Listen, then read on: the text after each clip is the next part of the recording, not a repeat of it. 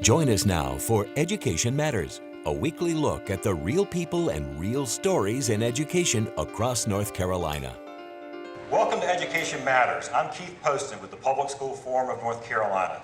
Thank you for joining us today. We actually have a very special episode this week. We are taping this program live in front of a huge audience here at the Eggs and Issues Breakfast 2018. We have a terrific panel discussion that we're going to present to you right now. But let me introduce who our panelists are. We've got to my left, we've got Senator Valerie Foushee. Senator Foushee she's a Democrat representing Chatham and Orange counties. There you go, we've got Representative Craig Horn, Republican chair of every education committee pretty much in the House of the North Carolina House. He's from Union County. Next to Senator Foushee is Seppi Saidi. Seppi is the CEO and president of Seppi Engineering. And then finally, to my far right, we have Lisa Godwin, the North Carolina Teacher of the Year. So the Public School Forum released our top 10 education issues at this event this morning, and so we're going to talk about some of those issues with our panel. The number one issue in the forum's top 10 education issues is the K-3 class size mandate. So I want to start there by asking our two state legislators, what is going to happen with this critical issue that's having such an impact on children and educators? And of course, if a fix is coming, when? A fix is coming. When? I wish I could tell you that it was going to be tomorrow or next week. I can't tell you that. I don't have any better of a crystal ball than anyone else, and I certainly don't have a magic wand. But I can tell you that we are actually truly working on a fix. We've got a group that's meeting, trying to gather the data. I want to point out just one brief thing. This is not a new issue. This issue didn't just come up 2 months ago. This issue has been an issue for actually decades. The problem is there's not a lot of data to inform the issue. A lot of good ideas, a lot of things that make sense, but if we are going to do what we love to call data-driven decisions, we do need, in fact, some data. We need to make sure we're all counting in the same manner. I realize that counting goes 1, 2, 3, but different people count actually in different ways, based on money, based on head count, based on a lot of different factors. But I do believe that the General Assembly will address the issue in sufficient time to allow the LEAs, principals, superintendents, county commissioners to make the adjustments necessary. Now you've been, to your credit, I follow you on Twitter, you've been traveling a lot, you've been talking to districts. You acknowledge this is a real issue, right? I mean, this is a real issue. This is a problem. This is not, okay, you're looking at data, but you're seeing it and hearing it with your own eyes. And everywhere I go, by and large, I hear the same stories with regard to what's going to be required of the individual LEAs. I want to make one more thing clear. I've not heard one member of the General Assembly tell me that enhancement classes, a term I abhor, by the way, music, art, PE are not enhancements. They are fundamental to a good education. Period. So I'm hearing from no one that we want to dissolve or denigrate our ability to deliver all of the types of courses that are fundamental to a good education for everyone. Right. Senator Foushee. So I agree with everything that Representative Horn has said, but I think just saying that the fix is coming is not enough, because the fix should have come post haste. I think what is clear is that this is an issue that affects every school district in this state. It affects every county's ability to fund schools adequately. And given where we are, this is January. My experience from being a school board member reminds me that those budgets are usually forwarded to the county commission somewhere in May, and county commissions don't have the luxury that the state government has in terms of when its budget has to be approved. So understanding that it has to be approved by June 30, we need to make sure this is done, and not just to kick the can down the road. We need to provide a real fix so that things can be done correctly. All right, I want to shift gears. Race, diversity, big issues, sometimes tough issues to talk about. Lisa Godwin, you're obviously an outstanding teacher. You've been recognized by the state as the Teacher of the Year. But we also know that 80% of North Carolina's public school teachers look like you. White and female, right? I mean, those are just the facts. While more than 50% of our students are of color. Do you think that matters? Absolutely it does. Research shows that a third of students that have a teacher that is of color are less likely to drop out and have discipline issues. And I mean, it is a huge issue that we need to address. And I was hoping that the fellowship, the new teacher fellowship, would have a historically black community college or a university as the final five, but it did not happen that way. And so I would love to see our legislation come up with maybe another initiative that is specific to that focus, and possibly make it an extension of like the fellowship, teaching fellows program that's coming into play this year.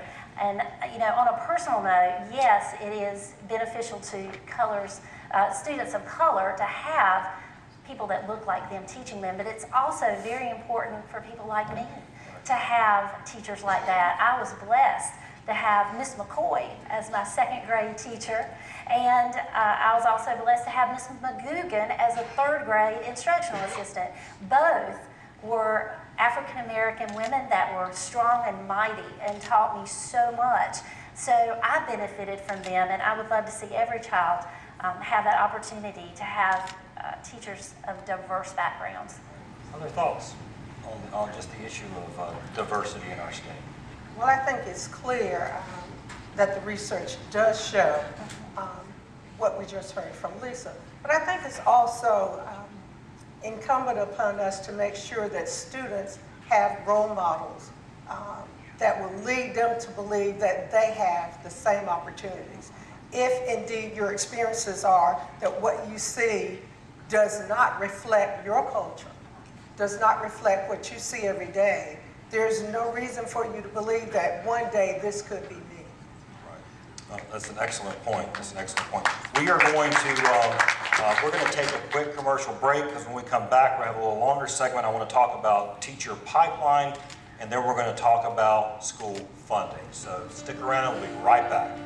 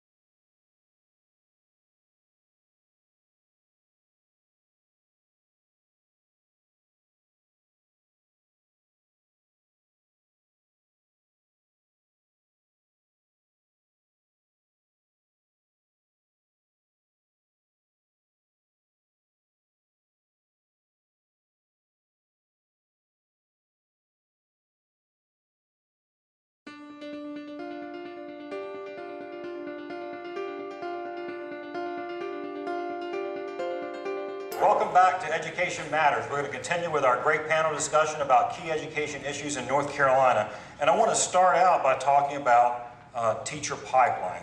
We've come a long way in the last few years on efforts to improve support for teachers and principals in the state. We have a new Teaching Fellows program that will hopefully help stem the state's decline in teacher enrollments. We've seen increases in teacher pay, and we're encouraged by efforts to bring up principal pay. But there are other issues we talked about in the top 10, the elimination of retiree benefits, other factors that need to be addressed. Seppi, I want to ask you, as a business leader, first of all, you understand the importance of leaders and leadership, but you also understand what it means to try to attract employees. How do you think that translates to the education space? That's a very good question, and I think that what we need to do is to make teaching an important career. It has to be a culture that values teachers as much as it values engineers and doctors and lawyers. There is no career more important than teachers, because if it wasn't for us, I mean, I would not have been able to be where I am if I didn't have good teachers. So my mother was a teacher. I grew up in Tehran, Iran. My grandmother was a school principal. Education was such an important part of the culture. And being a teacher was a respectable, valued career, and teachers' pay is really not where it needs to be. So for us in engineering right now, we really have a hard time recruiting because there's not enough, the workload is high. So our pays are going up and up and up and up. And I think that the teacher's pay is crucial to recruiting and retaining top talent. When my daughter, she's 26 years old, she graduated with a degree in psychology, her best friend graduated with a teaching certificate. She was making $10,000 more starting pay than her friend. And eventually her friend dropped out of teaching. So I think it's just very difficult to get the young people who are very interested and who are training our future leaders to be interested in teaching if we do not pay attention to the pay and the flexibility. There has to be flexibility of hours they work. We could bring in retired people to support. There are a lot of fantastic retired people in many fields. They could come in and support teachers and I need to stop. No, you're great. It's a great point. But I'm passionate about that, so it's important. You've been working on this. What else do we need to do? Fundamentals are obvious and have been mentioned. We need to raise average teacher pay. We need to raise base teacher pay. Now, I'm not one that believes in across-the-board raises. I believe that there are folks that that are willing to take on additional roles, and they should be properly compensated and incentivized to do so. I believe that we need to fundamentally overhaul our teacher preparation programs. By and large, we know we're fundamentally teaching, in my opinion, we're fundamentally preparing teachers the same way today as we were preparing teachers 30 years ago.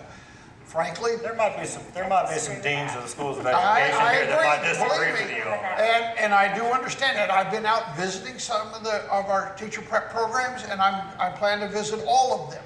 But we need to kick up significantly, I believe, improve our teacher education programs, and as well as we need to take another look at how we do licensure and certification. I was interested to see last week we had a joint education oversight. We talked about licensure and certification here in North Carolina. That's fundamentally the same thing. But it's not the same thing in the engineering business. It's not the same thing in the medical business. It's not the same thing as well even in law. I think that we need to make, it seems to me, we should differentiate and use licensure and certification as motivators, incentivize, and reward for those people that reach a little further. As you may recall, we have implemented pilots on advanced teaching roles to encourage those teachers that are willing to take on additional responsibility, that have the capacity.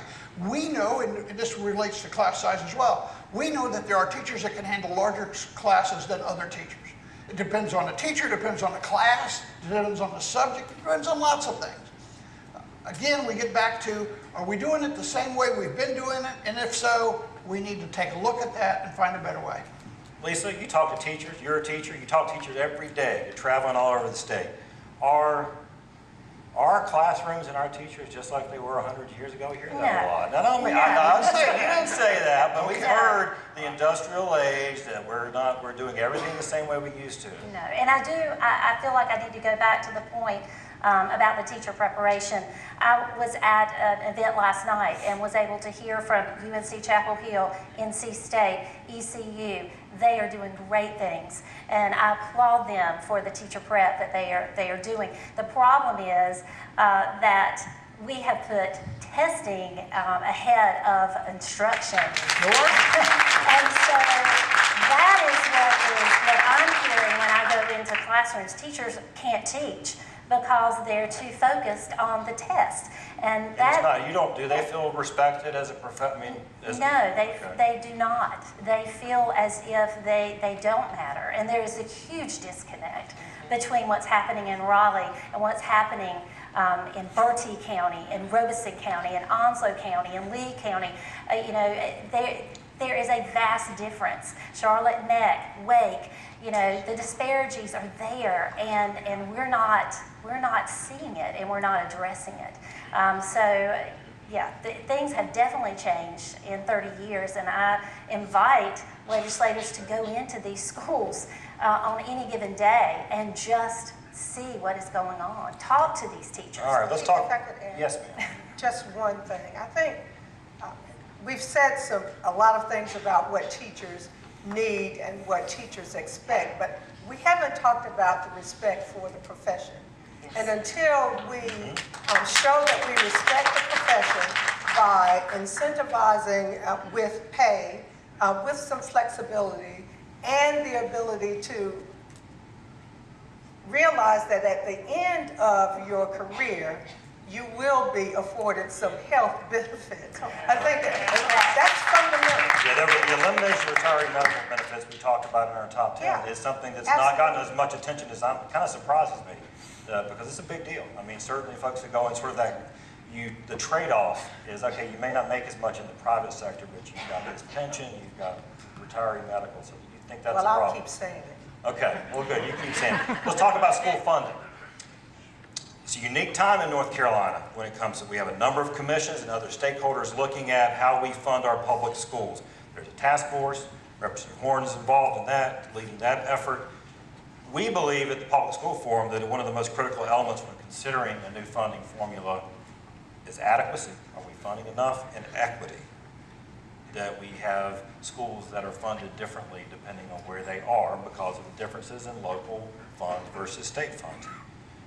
Do you think that we need to address the issue of the gaps between, let's say, the more rural and the more urban centers? Of course, I think that one of the whole idea behind our K-12 Finance Review Commission, a joint task force, and the painstaking process that we are already undertaking, but we're at the front end of it, is to review how we distribute the funds available. We are, and you mentioned adequacy. Well, to a certain extent, as a committee chair, as a legislator, I am subject to, here's how much money I have to deal with. We've got to figure out how do we distribute that. So right now we're dealing with the process of distribution. Are we distributing the money we have appropriately to the best of our ability? Is it getting results intended? We can and we will forever talk about adequacy. Forever. We're going to have to we've got to take another quick commercial break. When we come back, we'll wrap up. We're going to talk a little bit more about funding, and then I do want to talk about school choice. Stick around and we'll be right back.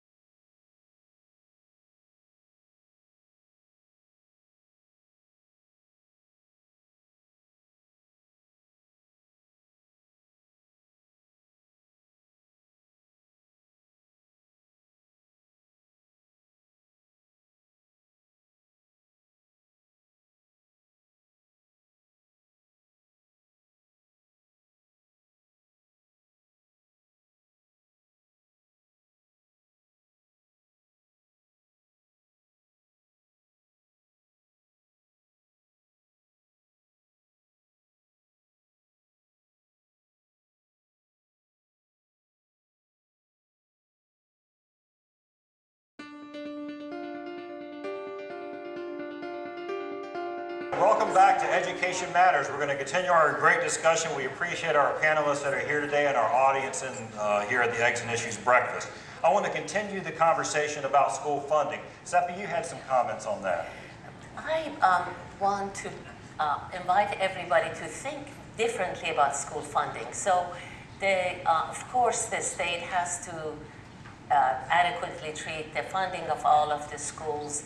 When we think about funding roads, everybody thinks we need good roads. There's no question. When we think about funding school, everybody thinks, well, maybe we have adequate, is it not? There's a pause there. So I think that it should be a matter of, we don't have to think twice about school funding. It's that important. Also, I have seen in the public university system, we seek many private sources of funding. There are alumni who do endowments and many different and significant amount of money in the university system in North Carolina. So I think we should also look at other sources of funding for schools. Why do we have to why can't we think about, for example, the football stadiums being named after an alumni that pays for the football stadium, that they don't have to pay. So we focus the funding on the teachers' pay, on the classroom, on the important subjects, and become creative. We always talk about disruptive technologies and everything else. And I think we all need to be But more we entrepreneurial, need to be more right? entrepreneurial about funding. That would be That's what a I would good encourage. point. All right, I want to make sure we have time to talk about school choice. This is actually School Choice Week, so there's a lot of coverage around celebrating private school vouchers, opportunity scholarships, charter schools, other options. There's also been, we, the Public School Forum, have raised concerns that there's not enough accountability and transparency. Representative Horn mentioned that the House had tried to make some changes. Where are you on the old notion of, are we looking enough at that investment to make sure that it's doing what we want it to do? Are we doing enough? No, I'm sure we're not doing enough. I'm sure there are things that we're not looking at, we should be looking at. I'm sure that we're probably looking at some things that probably really don't matter. No, we need to continue to be vigilant. Accountability is a primary function of government. Hold people accountable for spending the taxpayer's dollar. I'm Mr. Everyman. I want to know what I'm getting for what I'm paying. It's not that people object necessarily to paying taxes. They may object to how much taxes they pay. What they really object to is their money's not being spent wisely. They're not getting their money's worth. Yes, that's one of the key roles of the legislature, is to hold people accountable for outcomes. And we need to continue to be diligent and aggressive in holding that. Senator, why can't we get there? We obviously didn't, there have been some efforts, but actually they're going in the opposite direction in terms of accountability. We can't get there because we have not decided that we want to put the necessary investments in public education. I think that we talk about choice, and I'm not opposed to choice, but I am opposed to giving taxpayer dollars to entities that don't show that they are improving learning and achievement for our students. And I think when we talk about particularly virtual charters where the jury is not just out, there is no evidence that our students are benefiting for that, for us to even consider lifting that as a pilot at this point, I don't get it. And so I think at some point we have to realize that if the state is going to provide sound basic education for our children, then those investments have to go to strengthening public education. Lisa, what's it look like from the classroom? What do teachers say when they see these other things popping up? Is it a concern? Is it a challenge? The graphic that you guys used, where it talked about school funding, and they said, oh, if it's all the same, then why don't we trade? There are so many times that I feel like teachers want to trade places with a charter school teacher because they have such a different environment than we do. And please don't get me wrong, I am all for school choice. I'm a parent, and I believe that parents know what's best for their children, whether it be homeschool or charter school or private school. But we all need to play by the same rules. And, and it's very distressing when we see that there's flexibility in calendar and staffing and finance and curriculum in charter schools. How about charter flexibility for all public schools? That's exactly right. That's How about that? innovative. That's what everybody's saying, that it's going to take place in the innovative school district. Well, let's make that across the board in all districts. I don't understand. If it works, then why don't we give that opportunity to everyone? All right, we're getting close to the end. I want to make sure everybody's looking I ahead. just want to say that I filed a school calendar flexibility bill every And having snow days at the beginning of the year, and you want to know why you have to go to school on a certain day, it's because the legislature, right, they tell you exactly what day you have to start, when you have to finish, and I want to go around, we've got a couple minutes left. Final thoughts, what should we be thinking about as our viewers, the public, our legislators? What should be top of mind when it comes to education? Seppi, I'll start with you. So I would say that everything that was said earlier, I agree with the value of teachers' pay, flexibility, taking what works in charter schools and applying it to regular school. There is no difference. And what is important is that for us to be creative with funding, to make it a priority and make it known that being a teacher is the reason we're all sitting here. If we didn't have good teachers, we couldn't be doing anything that we're doing today. So that should be the top priority, to fund, support, and make it, being a teacher, an important part of our society. Senator Fuchs, 30 seconds. The last graphic with the children in the sandbox, the legislators need to get in the sandbox and play well together. You guys seem to be getting along pretty good. We do. Okay. And most of us do, not sufficiently. I don't think we do it frequently enough. We do need to work together much more. We are living in a very contentious society today, and we've got to just stop it. Just stop it. Education is not Democrat, Republican, green, blue, black, or red. Education is our kids and our future. And we've got to set our vision, come together on vision, and then work out how we get to that vision instead of everybody going in a different direction. We can do it. We need your help. Keep the pressure up. Don't ignore us. And as it should be, I'm going to give the last word to a teacher, Lisa Godwin. The public takes their cues from our state leaders. And until our state leaders start showing that priority is on education and valuing teachers and growing our children, our future leaders, then we're not going to get that respect in the public. So I'm asking you, I'm pleading with you, make education a priority, please. Please. All right. Thank you so much. Let's give a round of applause to our panel. Thank you for watching the show today, and we'll see you next week.